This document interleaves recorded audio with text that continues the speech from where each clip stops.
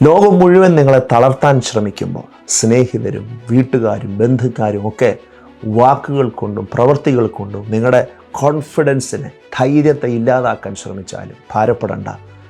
അവരുടെ മുമ്പിൽ ദൈവം നിന്നെ വളർത്തും. എവിടെ നിന്നെ ചവിട്ടി താഴ്ത്താൻ ശ്രമിച്ചോ അവിടെ നിന്നെ പച്ചപിടിപ്പിച്ച് നിന്നെ വളർത്തുവാൻ, ഫലമുള്ളവനാക്കുവാൻ എൻ്റെ ദൈവത്തിന് കഴിയുമെന്ന് പറഞ്ഞാൽ വിശ്വസിക്കാൻ കഴിയുമോ? 23-ാം സങ്കീർത്തനം 5-ാം വാക്യത്തിൽ ഇപ്രകാരം പറയുന്നു, എൻ്റെ ശത്രുക്കൾ കാണുക നീ എനിക്ക് ഒരു വിരുന്നൊരുക്കുന്നു. നിങ്ങളെ എതിർക്കുന്നവർ നിങ്ങൾക്ക് ചുറ്റും നിരന്നു നിൽക്കുമ്പോൾ ഓർക്കുക, ദൈവം നിങ്ങളെ മാനിക്കുവാനുള്ള സമയമടുത്തിരിക്കുന്നു. ഇത് അതിൻ്റെ അടയാളമാണ്.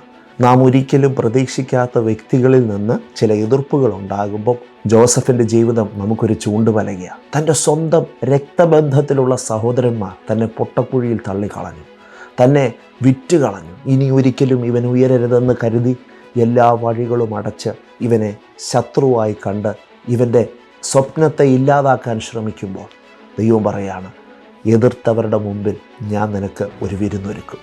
അവർ നിന്നോടുകൂടെ പന്തിയിലിരുന്ന് കഴിക്കും. നീ അവരുടെ മുമ്പിൽ ഒരു അത്ഭുതമാകും. ദൈവം ഇത്തരത്തിൽ നിങ്ങളുടെ ജീവിതത്തിൽ ചില അത്ഭുതകരമായ വഴികളും മാന്യതകളും ഒരുക്കട്ടെ എന്ന് ഞാൻ പ്രാർത്ഥിക്കുന്നു.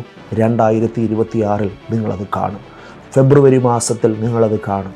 ദൈവത്തിൻ്റെ കരം നിങ്ങൾക്ക് വേണ്ടി അനുകൂലമായി പ്രവർത്തിക്കും. ഈ വാക്കുകളാൽ ദൈവം നിങ്ങളെ ധാരാളമായി അനുഗ്രഹിക്കട്ടെ.